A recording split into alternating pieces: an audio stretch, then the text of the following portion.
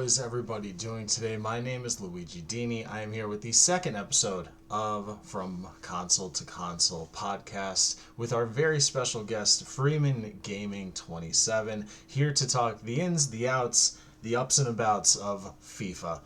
Freeman, good morning. How are you doing today, sir? Hello, mate. Good afternoon for those of us in the UK. I'm doing very well. Thanks for having me on. Thank you to your chat as well, everyone being so kind in the chat already that's watching live, getting me ready to talk about my favourite game. Hopefully, ready to be entertaining, teach you all something you may not have known about FIFA, and just have a good little chat. Absolutely, and that is why you were here, sir. The master of the FIFA game. What you guys see on the screen is the FC24 cover, which is the current and latest game of the what was formerly the FIFA franchise, but due to licensing issues, they swapped over to FC24 EASports.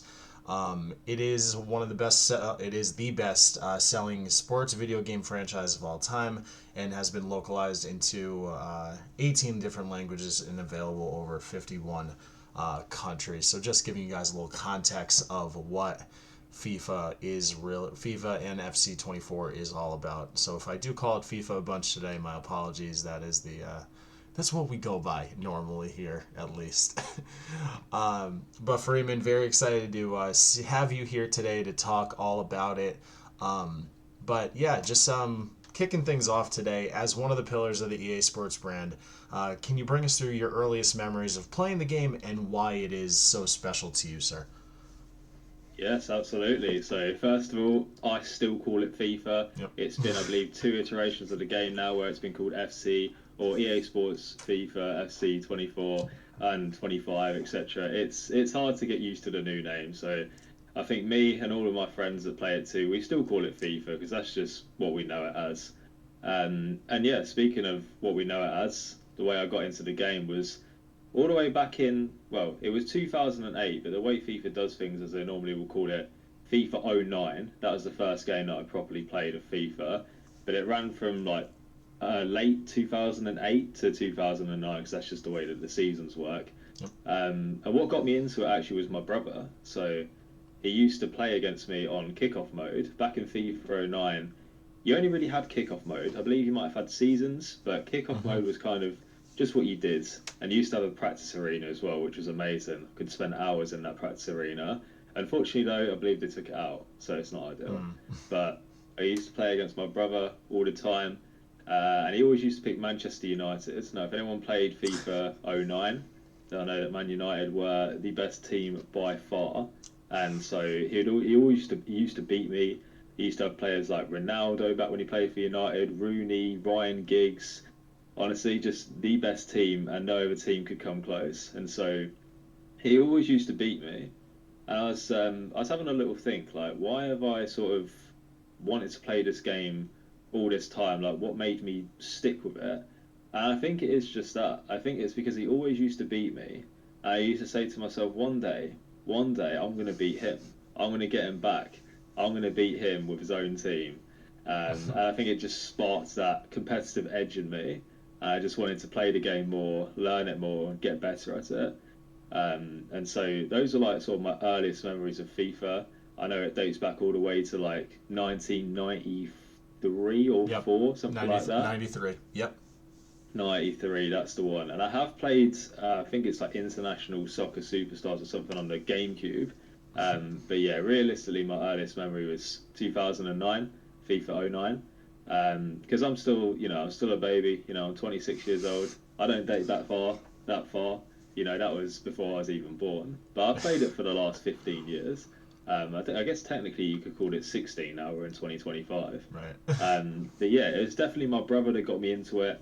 My best friend, his name is Dolby. You might have seen him sometimes in my streams. Other people might have seen him as well. We used to play together all the time. I used to go to his house and just hang out and stuff, do the classic sleepovers that you used to do with your best mates back in the day. And we'd always load up FIFA.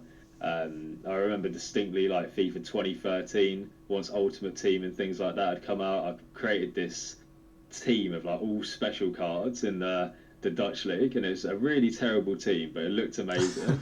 And just things like that, cool things that you could do, especially with Ultimate Team, which I'm sure we'll talk about later, just kept me playing, and now it's been 15, 16 years, like I say, and I bought every single game and played every single one, so Yeah. it must have stuck. Yeah, absolutely. And like you said, there's definitely a storied past of FIFA and FC24. And like you did say, this whole thing did start with FIFA International Soccer back in 1993, which, funny enough, started on the Sega Mega Drive of all things, which is like a true of the OG consoles. So this has had annually, this game has been coming out for over decades, which is why it is one of the real reasons why it is so special, that it's been staying alive year after year, had interest year after year, and why it is the most storied and top selling franchise of all time, sports wise. Definitely. You were already talking about some of the modes, some of the game modes, but like for somebody out there who's listening, watching the live recording, can you take the viewer on a tour of like what FIFA has to offer when it comes to the gameplay itself, and then like outside of Ultimate Team, because I do want to get into that and with a heavy hand a little bit later on, the game modes that it does hold for anyone who is listening out there. Yeah, absolutely. I mean, it's like you say, Ultimate Team is such a big game mode that, oftentimes with people in the FIFA community, it's not so much a question of do you play FIFA, it's more a question of do you play Ultimate Team. Mm-hmm. But there are other game modes out there and they've had their time in the days, obviously this game has been out for decades and there has been times during its cycle with FIFA where other game modes have kind of taken the limelight a little bit. So first game mode you got, Kickoff. It's probably like the most common game mode. It's been there since the dawn of FIFA. And it's literally a case of just going into a single game, picking a single team against either a computer or against one of your friends, and just going into a game and playing the game. The reason So I started basically, with like an Kickoff is because, exhibition, basically, is what we're. Yeah. yeah, Okay. yeah, Cool. absolutely, absolutely. That's like what the kickoff game mode is. I know me and my friends have played that game an awful lot. And there's a feature on kickoff as well, which is makes things very interesting. As you can imagine, just going into a single game and playing a single game every time can get a little bit boring. But kickoff has a randomized feature, so Mm. you'd pick like the country that you'd want to pick your teams from, the league from that country, and then the team. But you can just randomize that and get a random team from a random country from a random league. Me and my friends have had some fun with that in the past. Oh, absolutely. You say, yeah, you just pick random teams. We used to do it so you've got like five randomizers in like the country and then the league and then the team. And sometimes you'd end up with Argentina. You got players like Messi, and sometimes you'd Yep. end up with some one-star team from Switzerland. And it made for good fun, especially when drinks get involved. It's a Oh fun yeah. game mode, I feel like, for that. But it doesn't have a lot of depth to it. This is where things like career mode then come into play. Mm-hmm. So career mode is you can either have a player or a manager. You pick which one you want to do. As a player, you can either select a real life player like Mo Salah, my current favorite player, or you can create your own and you just go into the career mode with your team. You try and perform really well. You try and raise your own rating, become more valuable, things like that. But most people would know career mode for the manager side of things, Yep. where you become a manager of a team and you basically just go through the league and go through the years. Some of my most fond memories of FIFA have been taking a team, like in the English league, for example, you got four divisions. And you'd take a team like Bradford. I remember distinctly doing career modes with Bradford. You used to have this amazing young talent up front, and you'd go through the years, get them all the way up to the top league, win the league, make this striker like 97 rated. He's Yep. worth about 200 million quid. Um, and it made it very fun. It gave the game a lot more depth to it.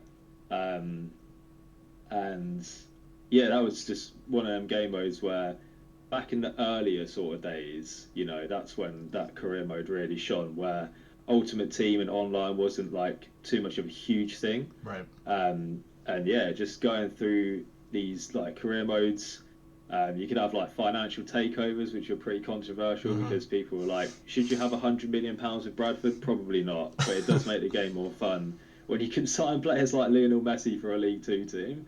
But you could do things like that, Yeah. and it made it very fun. Um, and yeah, one of the main objectives with career mode really was to find the best young talents and try and take them up. You know, you could have this very average player. He's 17 years old, but he's already like 65, 66 rated, and you think, he could be something in the future. And as you go through the seasons, you know, you can either play all the games or you can sim them through to like 2030 or something and see the result. And it was always fun, you know, me and my friends would show each other our teams, and it's like, you've got a team full of 90 rated players. I've not heard of a single one of them. This is great, you know. It's something you wouldn't get anywhere else. But that's like your career mode. You've got pro clubs. I think people will either play Ultimate Team or Pro Clubs nowadays. Those are the two big ones. But Pro Clubs is basically, it's kind of the same as a player career. You'd make your own player. I know many people that have played the game before will have had so much fun just creating the most hideous looking pro they possibly could. Sounds like my 2K days in NBA, but yeah. Yeah, that's it. When you can create your own pro. You know, we're talking last week to Moneyman about the Wii and EASports, and you can create your own Miis and stuff. Yep. It's the same concept. Sometimes some of the most fun you can have is just creating your character.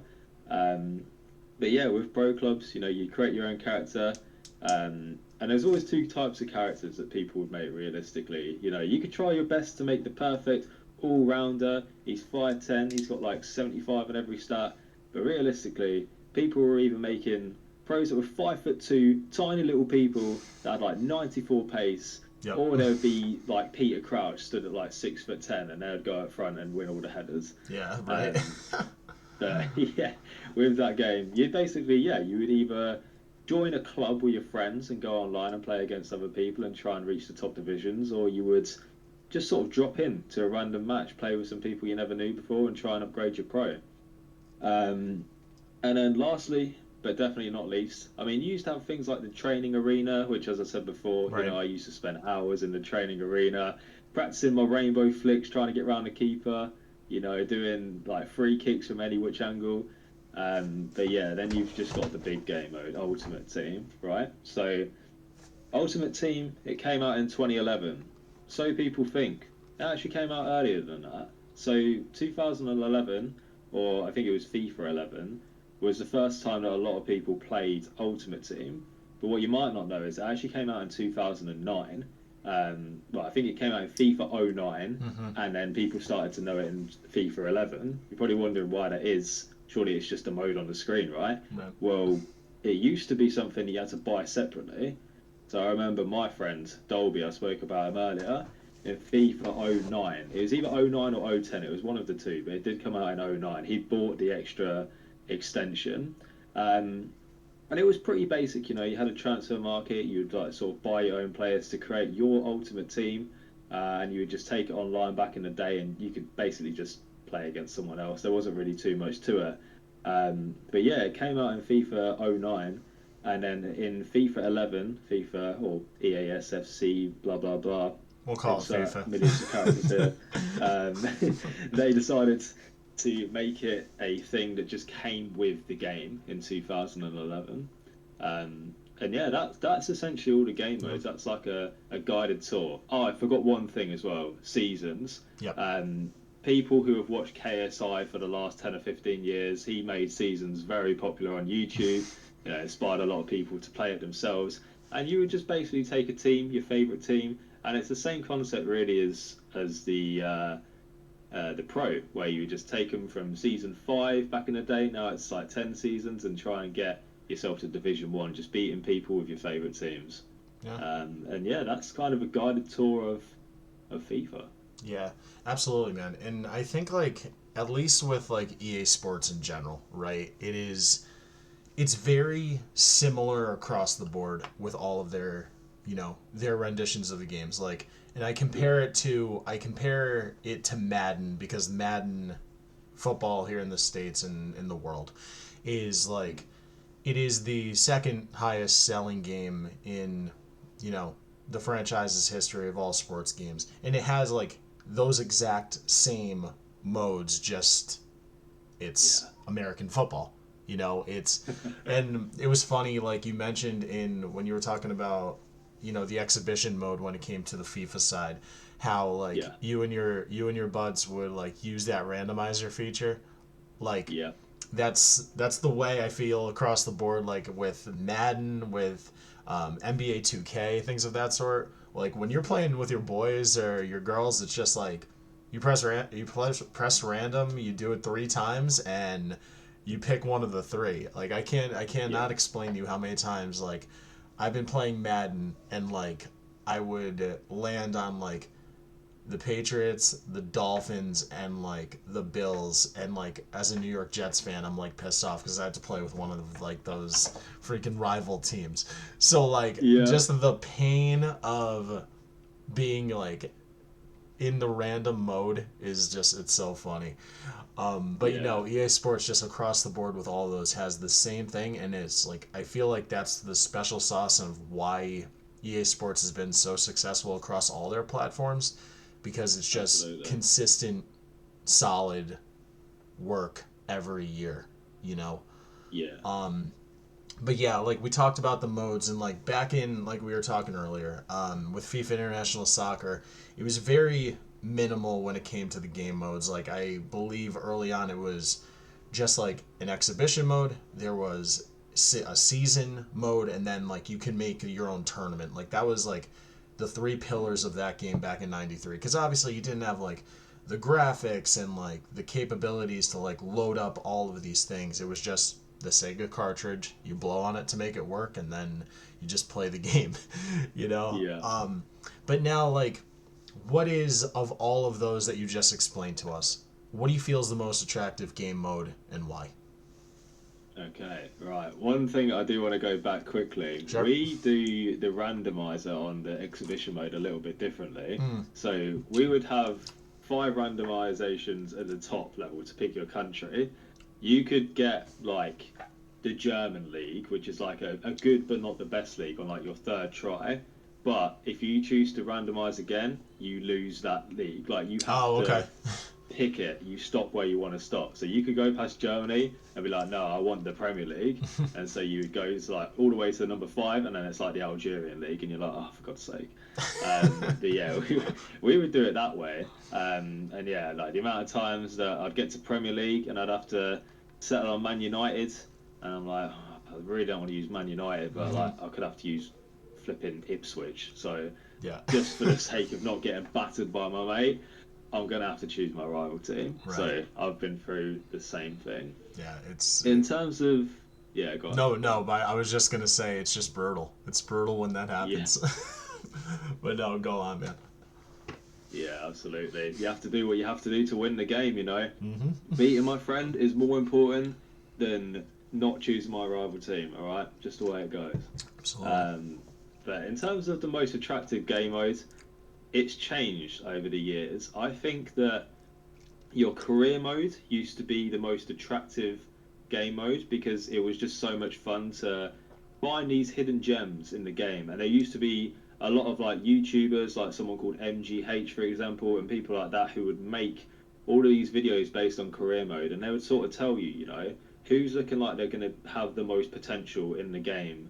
And I don't know where they used to find the stats from, but there were some stats that you could pull, and it would say, for example, X player. There's a guy called Churky back in the day that people might know. I think he was like FIFA 13, maybe something around that era. And he was like a 70 rated 17-year-old, and he had the potential to go to like a 90 something. Mm. And like even with potential, it like you could still surpass that as well. Like if you played them every game from the beginning. And yeah, it just led to you'd have a team and some players were like 96 rated or something, which is like way higher than like the highest rated player in play, modes like Ultimate Team or Kickoff and stuff. So that used to be like the most fun game mode, I think, the most attractive. But since FIFA 11, when Ultimate Team came out, and as it started gaining more traction, and as again, like YouTube really has sort of influenced the way that people have gone. Back in the day, people used to do Ultimate Team games where they'd do pack openings and pull amazing players. Yep. Packs being like a thing in Ultimate Team that you can open, and it's kind of like a gamble. Could get someone really good, could get someone not good at all. Um, But I think just what made it so attractive was the one side you got the influence of YouTube and all these YouTubers playing Ultimate Team game mode. You know, it's just the game mode that people would play. And they would do pink slips against one another, where they'd put on like a really expensive player on the line, play each other, and yeah, they were used to lose millions of coins. But man, they had coin sponsors, so it's all right. I'm sure we'll talk about them in a future question. But yeah, it was like the influence that people had on YouTube, which kind of also influenced me. I see my favorite YouTuber back when I was younger that's playing Ultimate Team. I thought, let me play it as well. So it was that, but also it was just the depth that Ultimate Team has compared to every other game mode. It started out just a case of like you have 5 divisions, you try and get to Division 1 with your team that you buy with the coins you earn through the game modes and stuff. And back in the day, it's like I said about the people that had the most potential in career mode. You also had these like hidden gems in Ultimate Team as well. Back in the day, it used to be so much based on pace that you'd have players that people know that play the game like Emenike, Ibarbo, Dumbia, Javinho. That's like the Ivory Coast trio that everyone used to use back in the day. And it was just these super pacey players, and people may have never even heard of them before, but every team had people like Emenike, S-Wine, players like this, and you were like, who is this person? Yeah. No one knows who they are. They're super cheap on the market, but they play better than Messi. I think it was that really just attracted the attention of a lot of people, including myself, to that Ultimate Team game mode, was the fact that you could create these really interesting teams with players you never even heard of before and still just have so much fun with them and think, wow, they are so good in this game. I think as it's gone on into the future, they've ruined that a little bit by quite simply just making the gameplay as it should. I think a lot of people used to enjoy the older FIFAs because of the fact you could just use these hidden gems, spend 10,000 coins on the team, and it's like the best team in the world. But now you have to spend millions. But that was kind of it. You had the influence and you had the fact that you could just use all these overpowered players and create a cool team and just have fun and try and progress and get better and better, get more and more coins. And yeah, it was just that aspect to it really that made that the most attractive. Yeah, and I think to your point, like you mentioned, obviously the career mode, and you mentioned Ultimate Team. I feel like with both of those, it has that aspect of you're in control. As sports fans, as obviously you're a big fan of soccer, football out there, obviously, and then like over here at least, American football and like basketball are like my main things. Like I feel like as a fan, there's been so many times where I'm like, oh, why did my best team sign this player? Why did my best team trade this guy? Why are they doing things like this? With those two game modes, at least, it's like, as the GM, the general manager, you're in control of the team. So like you get to create your own teams. You get to make the moves. You get to make the trades. You get to make the signings. And like, I feel like a game like this and longer play games, we just got a raid from Logan, but that's very nice of him. I thought I turned all those off, but that's okay. But I feel like when it comes to those, it is very much you're in control. You are the GM, you're the coach, and you get to do all of the things that you can't necessarily do in real life. So I feel like that's what makes those two game modes so special. And like you could put all your favorite players on one team and just play the game you love.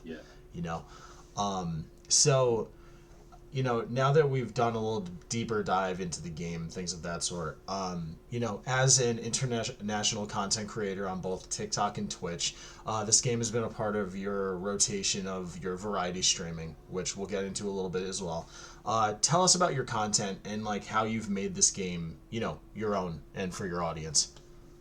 Yeah, absolutely. One more thing I wanted to mention about the reason why it's so attractive, it's like you say, you become the general manager of your team and you get to choose whichever players you want, within your budget, you have to get the coins from somewhere. Again, like I said, might be able to go a bit more into detail about coins and FIFA points and stuff and how you get these players. But genuinely, it's just a case of, you get to choose who you use and you get to have that control, which is fun. But I also think it's a progression aspect as well. In a lot of these other game modes, it's like I say with kickoff or exhibition, for example, it's a one and done. You play a match, you're done. It's like, what did I gain out of that? It's kind of in the same place I was last time or before I played. But then with your ultimate team, every time you go on there, you're earning more coins. Every game means something. You get wins in like your divisions, or you get wins in your weekend leagues, and like you can earn all these rewards and just make your team better and better. And it's almost become like a big flex for people. It's a big flex where they'll say, "Look at my ultimate team, guys! Like, look who I've got in my team. Look who I just packed." And I think, yeah, it was that progression aspect as well that made it so attractive. So in terms of like my content, the way that I've sort of gone about it, it's like you say, I'm very much like a variety streamer, and so FIFA hasn't been at like the forefront of what I've done, but I have done a few things with FIFA in the past. And when I got into gaming, I think when I first got my Elgato, number one thing I thought before I even thought about Mario 64 was I was like, let's play FIFA. Now I can stream FIFA. Like, this is my favorite game. Let's do it. So I streamed that a lot at the start and a bit less now. But the way I sort of made it my own was that I showed people my ultimate team and my perspective on the game. And I was not the best of players, right? I never have been. I never will. I mean, I spoke about him before, my friend Dolby.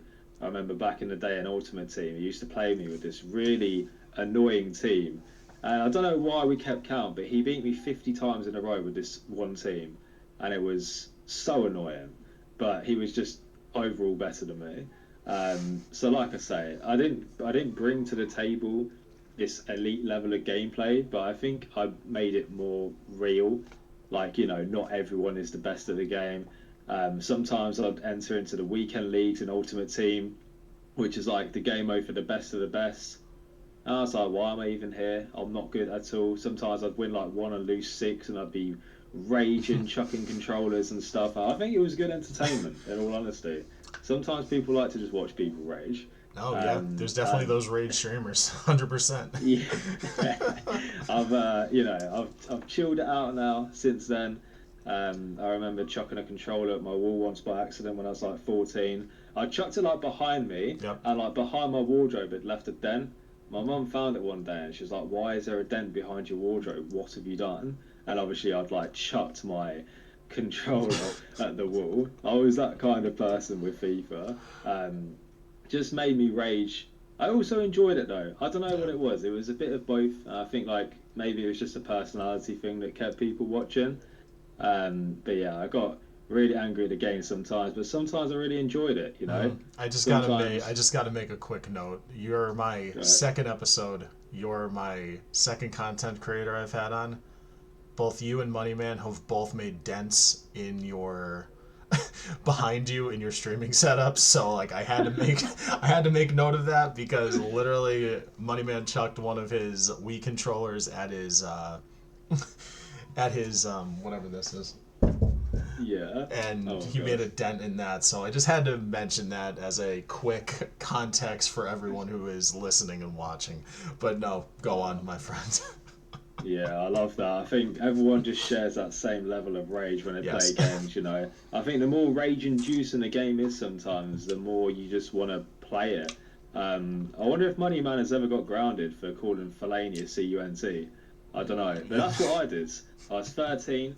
If Fellaini for Manchester United, he was crap, and he kept getting the ball off me. I was like, Fellaini, you effing... And my dad heard me, and he came in, and he's like, what the hell did you just say? Like, I'm 13 years old, I shouldn't be saying these things. And I got myself grounded. So not only did I sometimes chuck controllers, but sometimes, the swear words came out, and yeah, my dad definitely didn't like that. But like I say, that was younger Ryan. He's a lot more controlled now. Still lets out a C word and an F word every now and then when players aren't doing what they should, Of course. got it on lock, got it under control. Yeah. But yeah, in terms of like my content, as you can probably tell by what I just said, this is the type of content that I'll bring.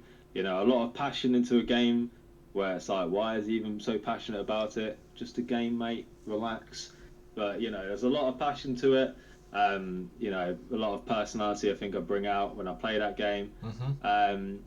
And I also used to play against people as well on Ultimate Team. I used to say some nights I'd be like, "Hey, who wants a game? Do you think you can beat me?" Sometimes they would, sometimes they wouldn't. And back in the day, I think I said it before, a lot of YouTubers and stuff would do pink slips where they put Mm-hmm. something on the line. And so sometimes I'd say to people, how about we make this interesting? If you beat me, I'll gift you a sub to my channel. But if I beat you, you have Mm-hmm. to subscribe to my channel. And things like that can make things a lot more interesting. I think when you can involve people to that level, where they're actually playing for something and it's just going to make them fully invested in your stream, Yeah. it's a great way to build those connections. And Absolutely. it's one of the reasons why I started doing Mario Kart as well. Something clicked in my brain and I was like, this is one of the easiest ways that I can have fun playing a game, but that everyone watching can join in and have fun too. Yeah. I think when you can bring that to a stream on a certain game, it makes it so much better. So yeah, in terms of my content, it was like the passion and entertainment side of things from the personality, and it was also making as many people as possible feeling as involved as I possibly could. Yeah. Um, and sort of the last thing I did, I started a career mode as well. This was before I even had an Elgato. I used to point my phone at my screen, my TV. Oh, okay. Um, we started from the bottom. Now we're here. Got a mic now. Got a serve. For a few episodes, I pointed my camera at my TV, started a career mode, got like 2 episodes in and sacked it off. But maybe that will return one day. Maybe. Maybe. You never know. And lastly, Freeman, what I like to ask, obviously I ask Moneyman, asking you, and then every future guest that I have. You love the game. You're a big enthusiast of the game. You've had good success with the game as well. Is there anything that you would change about FIFA FC 24 to make it even better than the outstanding success that it's already been? Yeah, I mean, honestly, there are ways that it could improve. There's been a lot of things with FIFA that have not been the way that they should be, right? And it's like I was explaining before, it's especially around the Ultimate Team game mode. Ultimate Team is what FIFA or EA, however you'd like to say it, it's what they put the most into, Mm-hmm. right? And for good reason. It's the thing that makes them money. A lot of games, it used to be a case of how many copies you could sell. Nowadays, it's how much money can each individual player spend on the game. Mm-hmm. And it's become a lot about that. You've got two currencies in FIFA. You've got your coins, which you earn the sort of legitimate way by playing the games and getting the good players that you sell on, being smart with your transfers, and you have your FIFA points, right, that you spend money on. And I mean, coin sponsors, I said this before, they became a big part of the game and kind of made things a little bit strange in a sense. And I mean, I've been guilty of buying coins before on old FIFAs. I just wanted to have a good team. Yep. And I think especially nowadays, now that like I remember saying before, I could make a team for 10,000 coins and it could be strangely really overpowered and I can have a Mm-hmm. great time.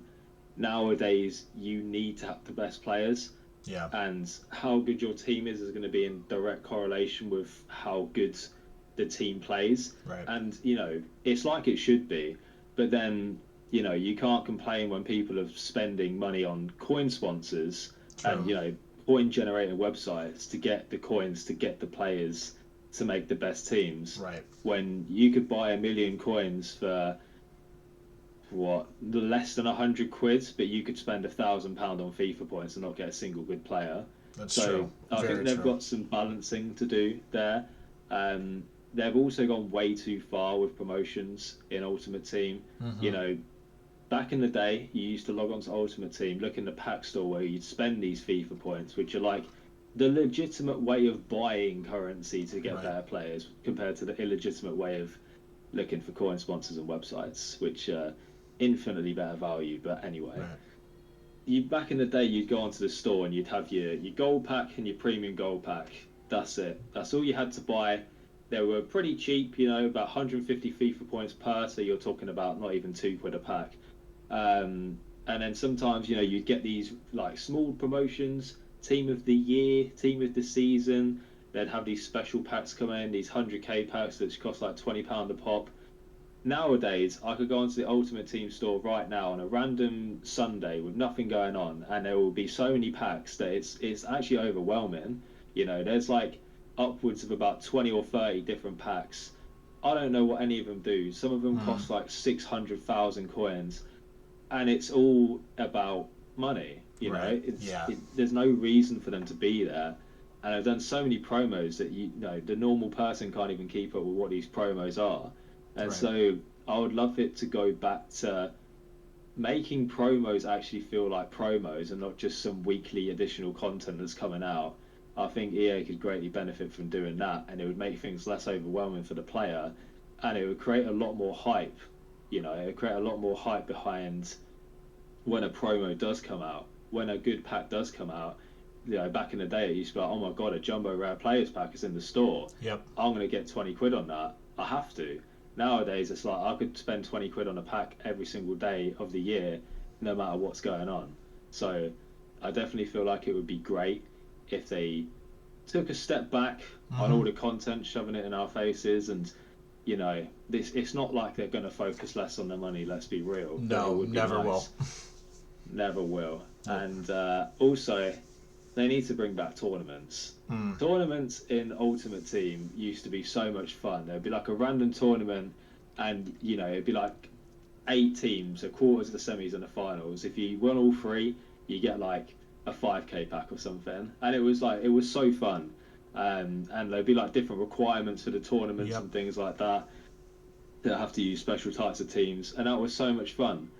And they took it out for seemingly no reason. I remember when they did, I can't remember what exactly the year was, but everyone was like, where have tournaments gone? You know, that was like a huge part. Everyone had so much fun with them, and they just removed them for no reason. Perhaps because it was generating coins for no real money spent. I don't True. know. But I'd love to see tournaments back, and I'd love to see promos reduced, and I think that Ultimate Team could be great again. Yeah, and it's off what you said. As long as people are buying the game, they're not gonna, if it's not broke, don't fix it, And Yeah. unfortunately, like the smaller things like that do fall by the wayside. And just off what you were saying about tournaments, I feel like just with the evolution of, the gamer itself, people will create their own tournaments. So EA Sports might have just been like, okay, we could just easily take this out, add something else in the game because they're already going to do it and it won't cost us whatever it is, X amount. Yeah. So unfortunately, they take away the platform, but the enthused gamer like yourself can easily go out there and grab a bunch of buddies or reach out to the people that they've played in the past online and be like, okay, let's do a tournament this weekend, and Yeah. so they kind of rely on their consumer to really do the legwork when they don't have to anymore because you guys love it so much, at least. Yeah, it's very true. It's very true. I mean, like, I guess this is why they put more focus into the packs that they can bring to the store Mm-hmm. and the promos that they can bring, the shiny new color cards, which it just gets to a certain point where they bring out so many promos that it's like, are the promos even that good? You know, the last card from the last promo is probably better than almost every card in this promo. What's even the point in it? But yeah, it's like you say, if it isn't broke, they're not going to fix it. If they don't have to focus on something that doesn't generate revenue, they're not going to do so. Um, but I would just love to see that mode back and just more of a focus on meaningful promotions Right. that everyone can get behind rather than promos for the sake of promos. Yeah, absolutely. Well, Freeman, it has been a absolute pleasure having you on to talk about FIFA today. We really do appreciate you being here with us. Just for anyone out here, obviously watching the live recording or listening, just tell us where you are. Obviously, I have your tags underneath in the live recording for everyone, but where can people follow you? Where can they find you? Just let us all know. Yeah, so if you want to see more from me, I can't promise it will be about FIFA, but if you want to, let me know. For those of you that have not got it banned, TikTok, Freeman_fitness or FreemanGaming 27. For those of you that have got it banned and just want to watch on an overall better streaming platform, FreemanGaming 27. Please do join me over there with all our fellow Americans like Dini. The chat's going to be live. It looks better over here on Twitch. Join us. Join the revolution. No more TikTok. And you can also find me on YouTube as well. I've got my Freeman Fitness account for all things fitness, exercise tutorials, meal preps, things like that if you want help with your fitness. And I've got the FreemanGaming 27 account where there's actually a FIFA video on there of funniest names. You won't believe some of the names of the players that you will see. I'd recommend giving that a watch. But that's everywhere you can find me if you want to see more. And make sure you follow this man, Dini, too. What a guy. I appreciate it, man.